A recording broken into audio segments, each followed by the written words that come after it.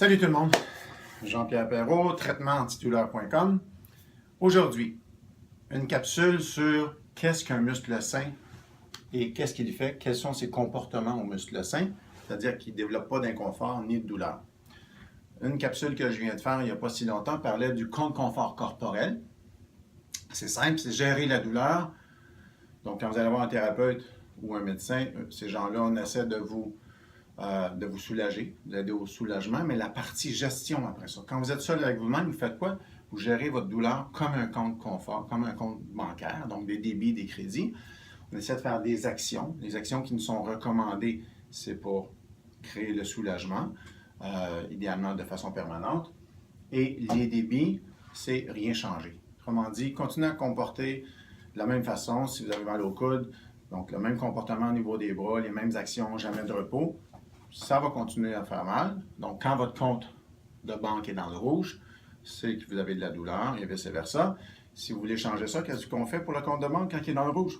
On essaie de diminuer les retraits et d'augmenter les dépôts, donc les actions de crédit.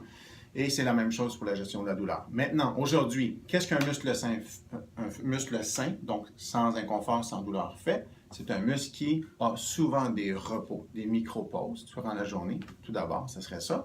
Mais idéalement aussi, ça c'est en termes comportementaux, mais en termes d'action, c'est qu'il y a souvent des flexions complètes. On prend l'exemple du biceps ici, et des relâchements complets. Des flexions complètes, des relâchements complets. Si tous les muscles du corps se comportaient de cette façon-là, sans aller au-delà, trop souvent, de façon répétée, trop en puissance. Donc, pour des puissances, dans des capacités qui ne sont pas correctes pour lui, généralement, il n'y aura pas d'inconfort de douleur.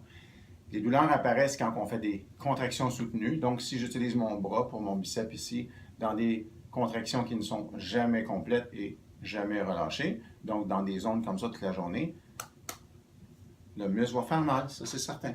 Donc, c'est la même chose pour tous les muscles. Donc, pour mon dos, ça serait relâcher complètement, faire le dos rond complètement comme ça, soit debout ou assis, mais aussi une pleine contraction, donc de faire pleine extension du dos. On peut même rapprocher les omoplates en même temps, puis ensuite on fait le dos rond, puis les épaules rondes, on relâche. Si tous vos muscles se comportaient de cette façon-là, normalement, il ne devrait pas avoir de douleur. Les autres moments où il va y avoir de la douleur, c'est qu'on va challenger trop. Le défi va être trop grand. Donc, soudainement, je décide d'aller déménager mon beau-frère, ma belle-sœur, peu importe, des amis, puis je travaille plus fort que ce pourquoi mes muscles sont habitués de faire, il va y avoir de la douleur. Comme dans un entraînement, il va y avoir la courbature ensuite, puis peut-être même de la contracture. Donc, le muscle va rester, si on fait des actions avec force répétée, puis qu'on ne relâche jamais, mais le muscle va se raccourcir par phénomène d'adaptation, tout simplement. De la même façon qu'on va muscler, on va sortir de sa zone de confort. Ça va être un effort, ça va être un inconfort. On va vouloir le muscler, le muscle, pour le développer progressivement. Il va y avoir des courbatures, mais si je relâche à la fin, puis je l'étire, ça va être idéal. Donc, quand le muscle est endolori, si on veut qu'il reste sain, c'est la même chose. Si je l'utilise toute la journée, ce muscle-là, mais à la fin de la journée, je décontracte le muscle, donc je le relâche, mais il est peut-être encore actif. Un peu comme si vous arrivez avec votre voiture à la maison, vous stationnez devant la maison ou dans la cour, puis vous laissez la voiture là, mais le moteur continue à rouler. C'est de la même façon vos muscles. Donc, la meilleure façon de s'assurer que le muscle est relâché après une action, après une activité, c'est de l'étirer.